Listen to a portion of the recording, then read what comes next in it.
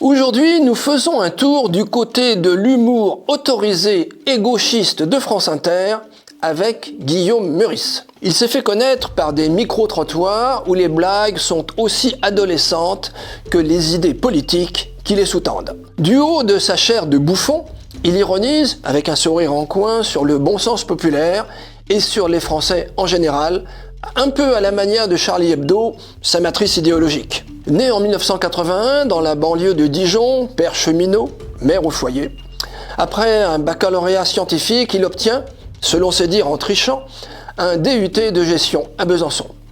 À l'issue de la première année, il est de nouveau exclu de l'IEP d'Aix-en-Provence pour avoir triché lors des examens. Il monte à Paris l'année suivante pour entamer une carrière théâtrale. Études au cours Florent, petit boulot pour vivre, caissier, agent de banque ou encore vendeur de sapins de Noël.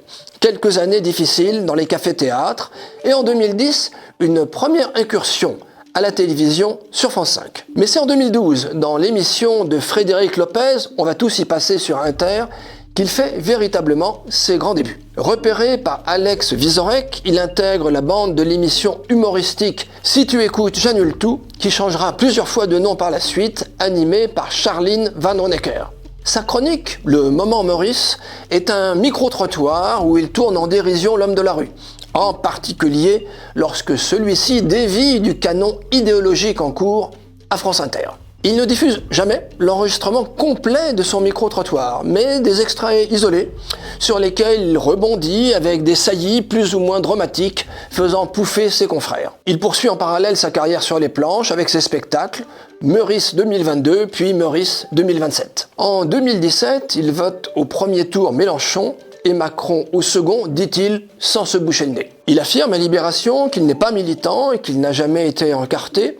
Grand habitué de la fête de l'humanité, il présente sa candidature humoristique à l'élection présidentielle de 2022 et reçoit 6 parrainages d'élus. Pascal Praud s'interroge à son sujet en décembre 2020, je cite « On a vraiment le droit de dire « tous les policiers sont des bâtards » par quelqu'un qui est payé par nos impôts ». Sur le même sujet, laissons le mot de la fin à un autre comique, Cyril Hanouna, le 4 novembre 2022, je cite « J'aimerais bien savoir ce qu'ils font, les bobos de France Inter comme Sophia Aram et Guillaume Meurice, etc., qui sont toute la journée en train de boire des cafés au Café de Flore.